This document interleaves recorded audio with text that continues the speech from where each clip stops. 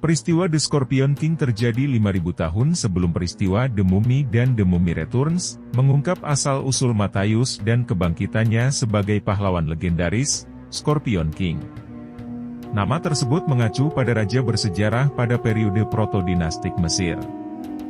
Mungkin selama ini kita hanya tahu bahwa film tentang Raja Kalajengking atau Scorpion King cukup ramai dan seru untuk ditonton di layar kaca juga di bioskop. Tapi pernahkah kita mencari tahu, apakah Raja Kalajengking hanya berupa mitos? Atau memang benar-benar pernah ada? Mari kita ungkap kisahnya. Namun, sebelum kita lanjut pembahasannya, jangan lupa kalian subscribe, like dan share ke teman-teman kalian supaya tahu informasi ini. Yuk kita bangun channel ini supaya memberi manfaat dan hiburan kepada banyak orang.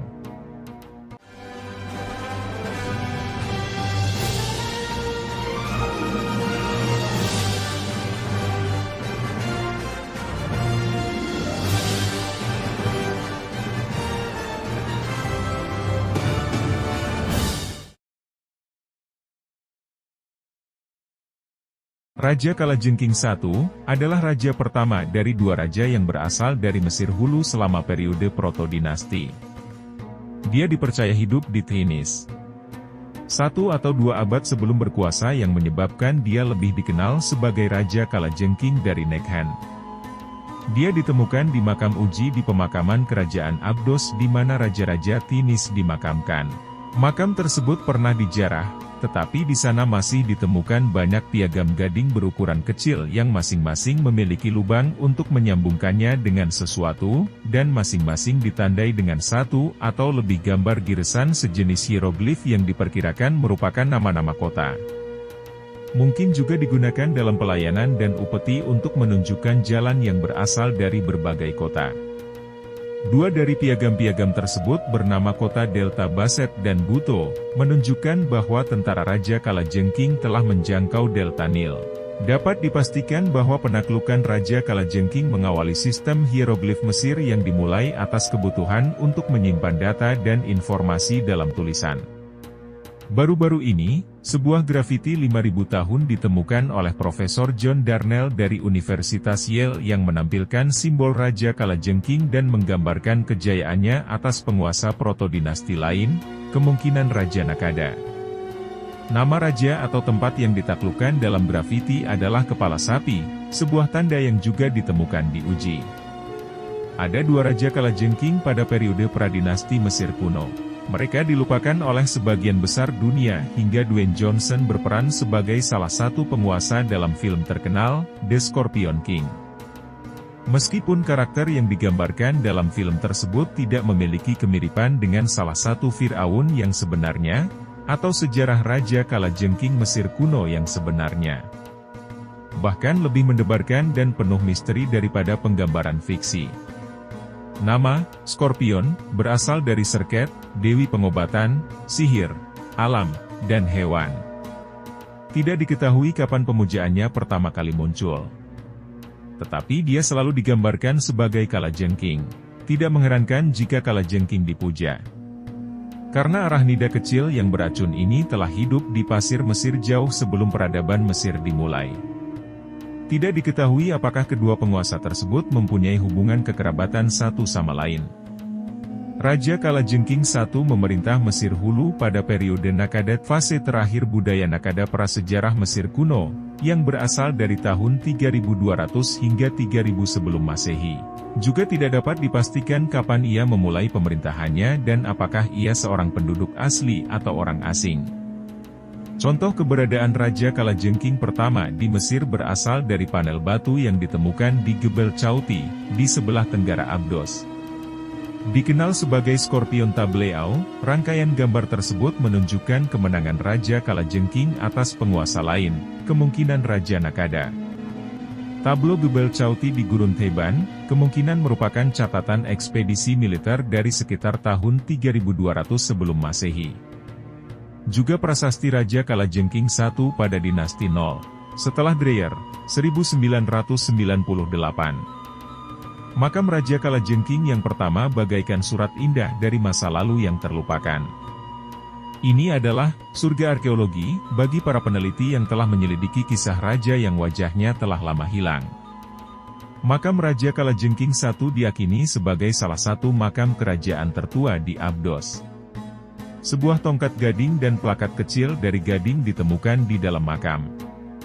Tempat pemakamannya juga berisi beberapa bukti paling awal tentang anggur kuno. Ruangan itu berisi lusinan toples berisi sisa anggur, serta biji anggur, kulit, dan ampas anggur kering. Karena bahan organik ini, makam tersebut dapat diperkirakan berasal dari tahun 3150 sebelum Masehi.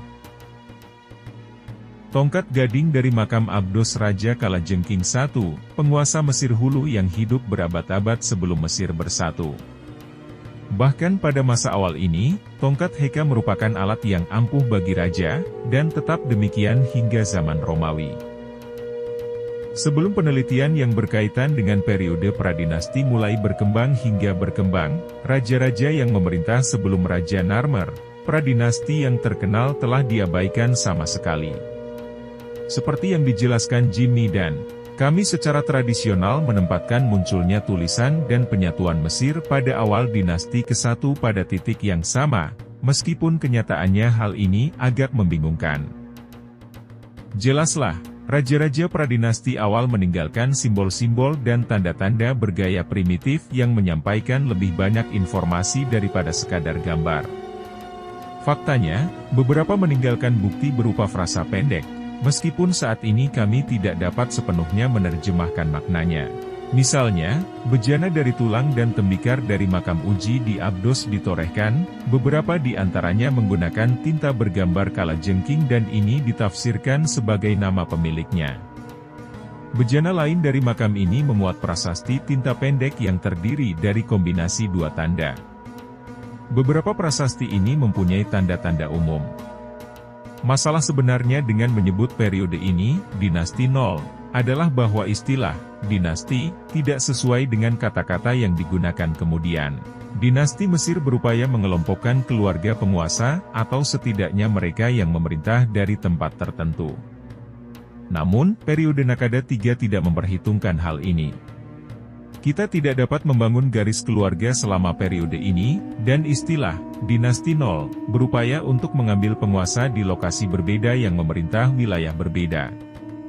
Namun demikian, istilah dinasti nol telah digunakan secara umum dan sepertinya tidak akan dibuang.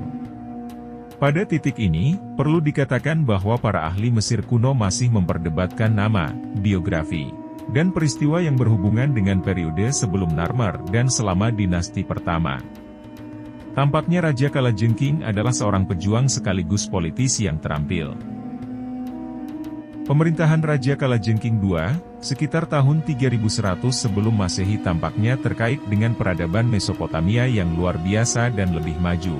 Peneliti menemukan cukup bukti untuk mengonfirmasi kontak perdagangan dan politik antara kedua kerajaan ini.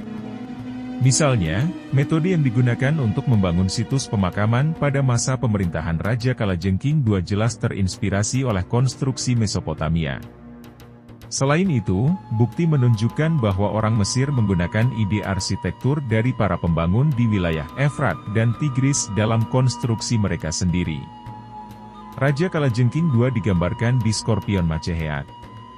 Ini adalah artefak yang kemungkinan besar digunakan untuk tujuan ritual, karena ukuran dan dekorasinya dan ditemukan di Hierakonpolis. Ini diperkirakan berasal dari periode predinastik akhir, dinasti awal. Raja ditampilkan mengenakan mahkota putih Mesir Hulu dan memegang cangkul. Ada pelayan di depannya yang tampak sedang menabur benih dan pelayan di belakangnya memegang kipas. Adegan ini dilengkapi dengan beberapa penari, seorang pendeta, beberapa dewa kuno, Set, Nemti, dan Min, dan busur berburu. Karena kemiripan yang terlihat pada kepala gada ini dan palet Narmer, beberapa sejarawan berpendapat bahwa Raja Kalajengking adalah nama lain dari Fir'aun Narmer. Yang lain mengatakan Raja Kalajengking II adalah lawan raja kuno itu. Ada juga dugaan bahwa Raja Kalajengking berhasil menyatukan Mesir Hulu dan menyiapkan panggung bagi penyatuan Mesir Hulu dan Hilir oleh Narmer. Artefak lain yang telah ditemukan di berbagai situs selama bertahun-tahun yang terkait dengan Raja Kalajengking II adalah beberapa tanda kecil dari gading serta bejana batu dan tanah liat yang bertuliskan namanya. Seperti halnya Raja Kalajengking I, para peneliti juga berpendapat bahwa pemandangan di permukaan batu menggambarkan kemenangan Raja Kalajengking II atas musuh-musuhnya. Dalam hal ini seni cadas terletak di Gebel Sheikh Suliman. Ini menunjukkan seekor kalajengking besar berdiri di atas orang-orang Nubia yang kalah. Ahli Mesir kuno tidak yakin di mana Raja Kalajengking II dikuburkan. Ada dua makam yang mungkin milik penguasa. Salah satunya berada di pekuburan dinasti awal UMM El Kaab di dekat Abdos dan yang lainnya terletak di Hierakonpolis.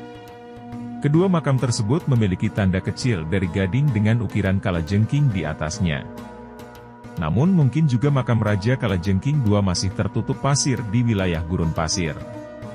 Tanpa penelitian baru, mustahil untuk mengetahui apakah makamnya berada di salah satu dari dua lokasi yang disarankan, atau masih ada.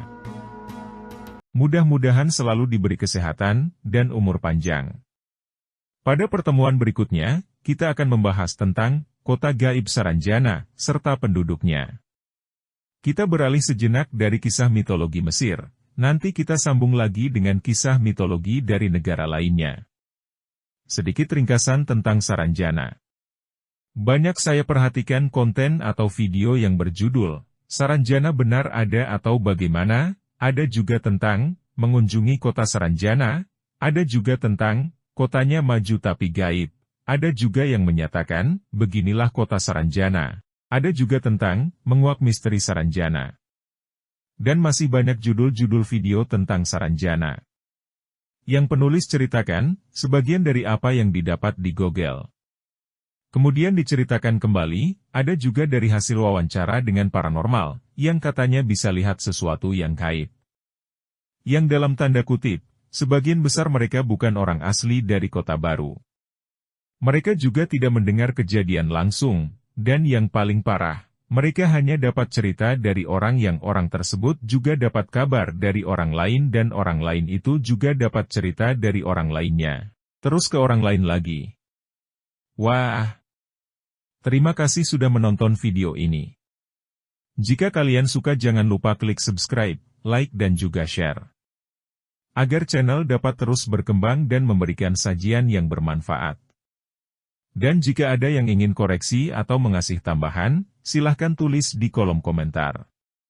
Sampai berjumpa di video selanjutnya.